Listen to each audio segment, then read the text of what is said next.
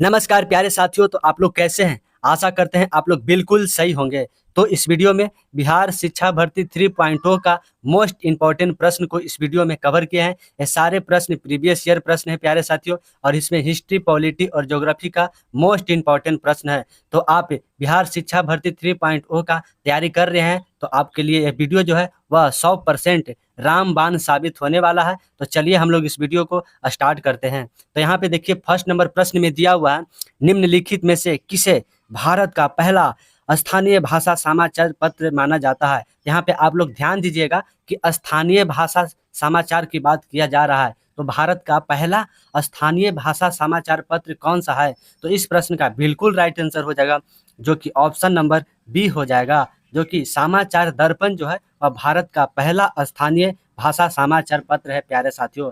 अगर बोलता कि भारत का पहला समाचार पत्र कौन सा है तो राइट आंसर हो जाता ऑप्शन नंबर जो कि ए, बंगाल गजट जो था वह भारत का पहला समाचार पत्र है। तो यहाँ पे देखिए स्थानीय भाषा की बात किया जा रहा है तो राइट आंसर हो जाएगा समाचार दर्पण हो जाएगा। तो समाचार दर्पण की जो है स्थापना कब हुआ था?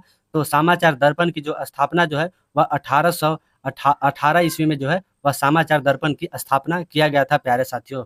यहाँ पे देखिए बंगाल गजट दिया हुआ है, तो बंगाल गजट की शुरुआत कब किया गया था? तो 1780 ईस्वी में जो है बंगाल गजट की शुरुआत की गई थी, और उसके शुरुआत कौन किए थे? तो हिक्की साहब जो है इसकी शुरुआत किए थे प्यारे साथियों। तो चलिए हम लोग यहाँ पे आगे बढ़ते हुए प्रश्न नंबर हम लोग 2 पर ध्यान देंगे। यहाँ पे प्रश्न में दिया हुआ है 1932 में पूना पैक्ट के बाद हरिजन सेवक संघ की स्थापना किसके हरजग सेवन संघ की स्थापना के अध्यक्ष कौन थे? तो यहाँ पे देखिए अध्यक्ष के बारे में बात किया जा रहा है कि हरिजन सेवक संघ की जो स्थापना हुआ था उसके अध्यक्ष कौन थे? तो इस प्रश्न का बिल्कुल राइट आंसर हो जाएगा जो कि ऑप्शन नंबर सी हो जाएगा। घनश्याम दास बिरला जो थे वह हरिजन सेवा संघ के अध्यक्ष के रूप में थे प्यारे साथियों। संस्थापक कौन थे? तो संस्थापक जो है वह महात्मा गांधी थे प्यारे साथियों, हरिजन सेवा संघ के। ठीक है, तो चलिए हम लोग यहाँ पे आगे बढ़ते हुए प्रश्न नंबर हम लोग 3 पर ध्यान देंगे। तो लेसन विशालकाय बुद्ध एक यूनेस्को विश्व धरोहर स्थल है, किस देश में है?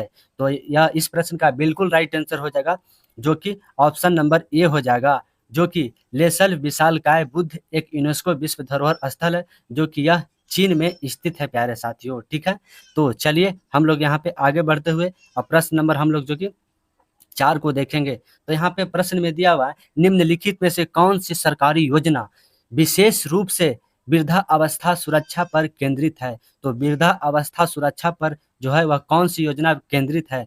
तो इस प्रश्न का बिल्कुल राइट आंसर हो जाएगा ऑप्शन नंबर जो कि ए हो जाएगा। प्रधान श्रम योगी मान धन योजना जो है वह वृद्धा अवस्था के लिए सुरक्षित केंद्रित है प्यारे साथियों। ठीक है, तो चलिए हम लोग यहाँ पे आगे बढ़ते हुए प्रश्न नंबर हम लोग 5 पर ध्यान देंगे। तो भारतीय संविधान का कौन सा भाग पंचायती राज व्यवस्था से संदर्भित है? तो पंचायती राज व्यवस्था से जो है वह कौन सा भाग जो है वह संदर्भित है?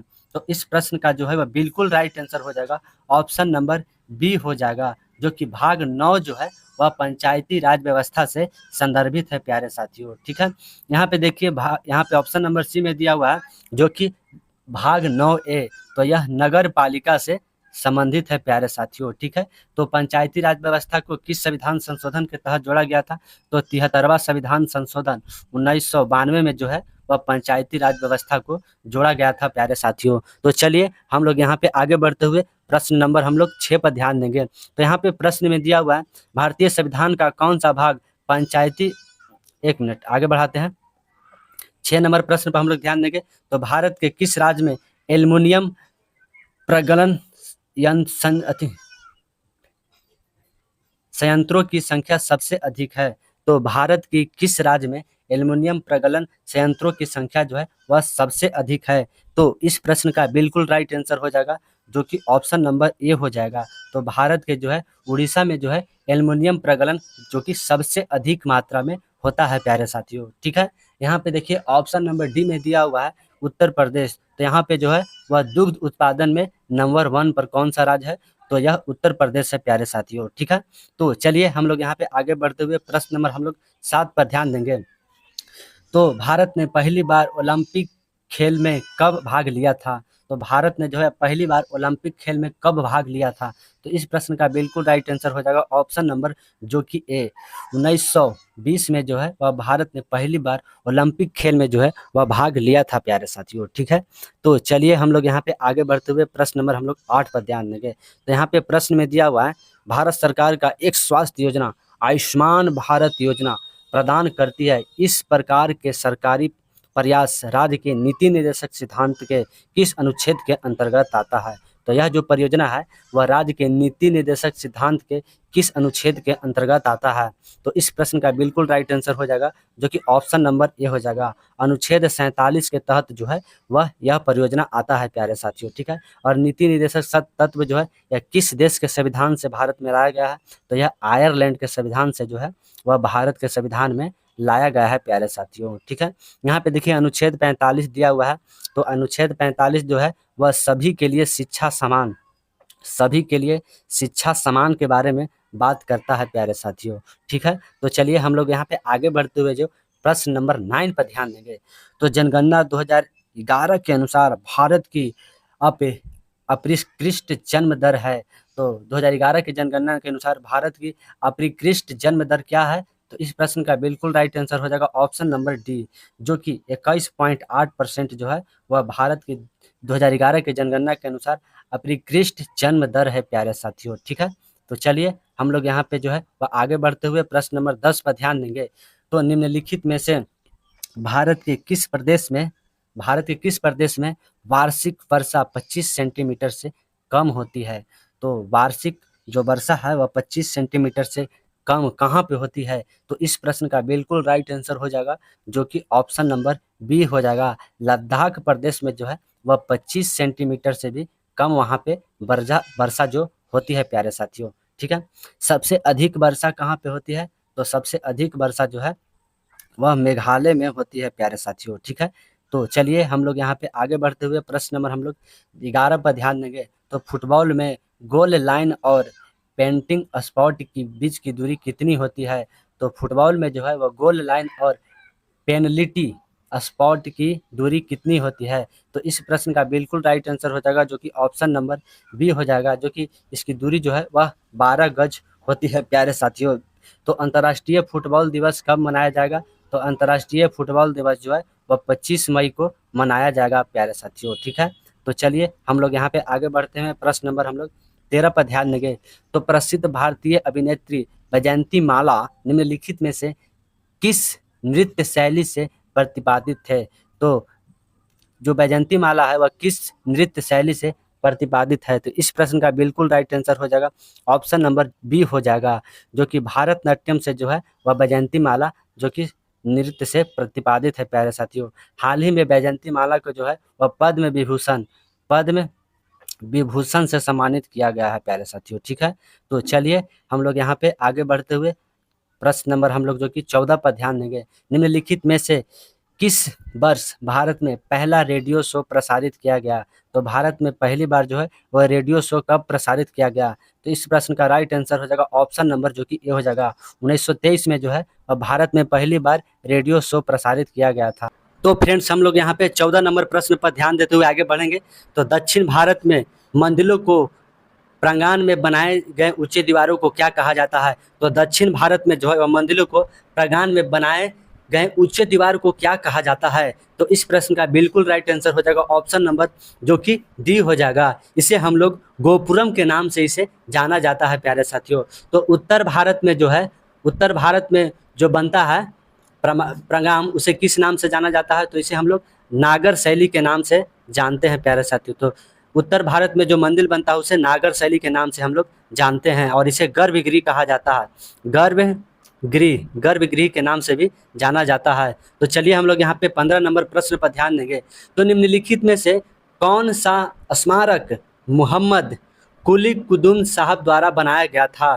तो वह कौन सा स्मारक जो है वह मोहम्मद कुली कुतुब साहब द्वारा जो है वह बनाया गया था? तो इस प्रश्न का बिल्कुल राइट आंसर हो जाएगा जो कि ऑप्शन नंबर ए हो जाएगा। चार मीनार जो है वह मोहम्मद कुतुब कुद्दीन द्वारा बनाया गया था प्यारे साथियों। ठीक है, तो ताजमहल जो है यह किसके द्वारा बनाया गया है? तो ताजमहल जो किसके द्वारा बनाया गया? तो यह जो कि शाहजहां जहाँ द्वारा जो है वह ताजमहल का निर्माण कराया गया है प्यारे साथियों। ठीक है, तो शाहजहाँ द्वारा जो है एक और बनाया गया, तो कौन सा? शीश महल जो है वह शाहजहाँ द्वारा बनाया गया था। तो चलिए हम लोग यहाँ पे 16 नंबर प्रश्न पर हम लोग ध्यान देंगे। तो मुंडारी नृत्य किस भारतीय राज्य के आदिवासियों समूह से संबंधित है? तो मुंडारी नृत्य जो है वह किस आदिवासियों से संबंधित है राज्य में? ठीक है, तो इस प्रश्न का बिल्कुल राइट आंसर हो जाएगा जो कि ऑप्शन नंबर डी हो जाएगा। झारखंड में जो है वह मुंडारी नृत्य आदिवासियों के द्वारा किया जाता है प्यारे साथियों। तो झारखंड में जो है एक और नृत्य बहुत ही फेमस है, तो कौन सा है? तो डोमचक। डोमचक नृत्य जो है वह झारखंड में बहुत ही फेमस नृत्य है प्यारे साथियों। ठीक है, तो चलिए हम लोग यहाँ पे आगे बढ़ते हुए प्रश्न नंबर 17 पर हम लोग ध्यान देंगे। तो यहाँ पे प्रश्न में बोल रहा है, भारत का प्रथम केबल आधारित रेल पुल किस राज्य या केंद्र शासित प्रदेश में स्थित है? तो इस प्रश्न का बिल्कुल राइट आंसर हो जाएगा जो कि ऑप्शन नंबर ए हो जाएगा प्यारे साथियों, जो कि जम्मू कश्मीर में जो है वह भारत का प्रथम केबल आधारित रेल पुल का जो है वह निर्माण कराया गया है। और यह कितने केबल पुल से बनाया गया है? तो यह 96 केबल पुल का जो है यह प्रयोग किया गया है प्यारे साथियों। ठीक है, तो चलिए हम लोग यहाँ पे आगे बढ़ते हुए प्रश्न नंबर हम लोग 18 पर ध्यान देंगे। तो अलादी कृष्ण स्वामी अय्यर भारत की संविधान सभा के अध्यक्ष थे। तो किस अलादीन कृष्ण स्वामी अय्यर जो है वह संविधान सभा के अध्यक्ष थे? तो इस प्रश्न का बिल्कुल राइट आंसर हो जाएगा ऑप्शन नंबर ए हो जाएगा, जो कि साख समिति के जो है अध्यक्ष जो अलादीन कृष्ण स्वामी अय्यर थे प्यारे साथियों। ठीक है, तो संघ शक्ति समिति के अध्यक्ष कौन थे? तो संघ शक्ति समिति के अध्यक्ष जो थे वह जवाहरलाल नेहरू जो थे वह संघ शक्ति समिति के अध्यक्ष थे प्यारे साथियों। ठीक है, तो चलिए हम लोग यहाँ पे जो है 19 नंबर प्रश्न पर ध्यान देंगे। तो यहाँ पे प्रश्न में दिया हुआ है, कोरापुट जिला में पंच पट्टमाली भंडार निम्नलिखित में से किस खनिज का भंडार है? तो इस प्रश्न का बिल्कुल राइट आंसर हो जाएगा जो कि ऑप्शन नंबर ए हो जाएगा, जो कि कोरापुट जिले में पंच पट्टमली भंडार निम्नलिखित में से जो है वहाँ पे बॉक्साइड का भंडार है प्यारे साथियों। ठीक है, तो सोना का सबसे ज़्यादा भंडार जो कि किस राज्य में है? तो कर्नाटका में है प्यारे साथियों। ठीक है, तो आप लोग इस बात पर ध्यान दीजिएगा, प्रश्न इंपॉर्टेंट है। तो चलिए हम लोग यहाँ पे आगे बढ़ते हुए प्रश्न नंबर 20 पर ध्यान देंगे। तो संथाल विद्रोह का दमन किसने किया था? संथाल विद्रोह का जो दमन है वह किसके द्वारा किया गया था? तो इस प्रश्न का बिल्कुल राइट आंसर हो जाएगा ऑप्शन नंबर जो कि ए हो जाएगा। कप्तान एलेक्जेंडर जो थे वह संथाल विद्रोह के दमन कर दिए थे और यह 1856 आते आते खत्म हो गया था प्यारे साथियों। ठीक है, तो चलिए हम लोग यहाँ पे 21 नंबर प्रश्न पर हम लोग ध्यान देंगे। तो भारत में एक क्रांति होने जा रही है और हमें जल्द से चले जाना चाहिए, यह किसने कहा था? तो इस प्रश्न का बिल्कुल राइट आंसर हो जाएगा जो कि ऑप्शन नंबर बी हो जाएगा। सर स्टेफोर्ड क्रिफ्ट जो थे वह कहे थे कि भारत में एक जो कि क्रांति होने जा रही है और हमें जो है भारत से चले जाना चाहिए प्यारे साथियों। ठीक है, तो चलिए यहाँ पे देखिए ऑप्शन नंबर ए में दिया हुआ है लॉर्ड इरविन। तो लॉर्ड इरविन के समय जो है वह गांधी इरविन समझौता हुआ था, गांधी इरविन समझौता हुआ था और यह 1931 ईस्वी में हुआ था प्यारे साथियों। और इससे जो है हम लोग गांधी इरविन समझौता को दिल्ली पैक्ट के नाम से हम लोग जानते हैं प्यारे साथियों। ठीक है, तो चलिए हम लोग यहाँ पे 22 नंबर प्रश्न पर हम लोग ध्यान देंगे। निम्नलिखित में से किस अनुसूची के तहत भारत संविधान में 22 बलुक भाषाओं का उल्लेख है? तो इस प्रश्न का बिल्कुल राइट आंसर हो जाएगा जो कि 22 भाषाओं का जो उल्लेख है वह 8वीं अनुसूची में है प्यारे साथियों। ठीक है, तो इस प्रश्न का बिल्कुल राइट आंसर हो जाएगा ऑप्शन नंबर जो कि सी। अनुसूची 11 में किस चीज़ का उल्लेख है? तो पंचायती राज का जो उल्लेख है वह अनुसूची 11 में जो है वह उल्लेख है प्यारे साथियों। ठीक है, अनुसूची 12 में किस चीज़ का उल्लेख है? तो नगर पालिका का जो है वह नगर पालिका का जो उल्लेख है वह अनुसूची 12 में है प्यारे साथियों। तो ठीक है, तो चलिए हम लोग यहाँ पे आगे बढ़ते हुए प्रश्न नंबर हम लोग 23 पर ध्यान देंगे। तो प्रश्न में दिया हुआ है, निम्नलिखित में से अलग प्रांत के लिए आंदोलन जिसके परिणाम स्वरूप वर्ष 1911 में बिहार एवं उड़ीसा के नए प्रांतों का निर्माण हुआ, इसका नेतृत्व कौन किए थे? तो इस प्रश्न का बिल्कुल राइट आंसर हो जाएगा जो कि ऑप्शन नंबर ए हो जाएगा। इसका नेतृत्व जो है वह सच्चिदानंद सिन्हा के द्वारा किया गया था प्यारे साथियों।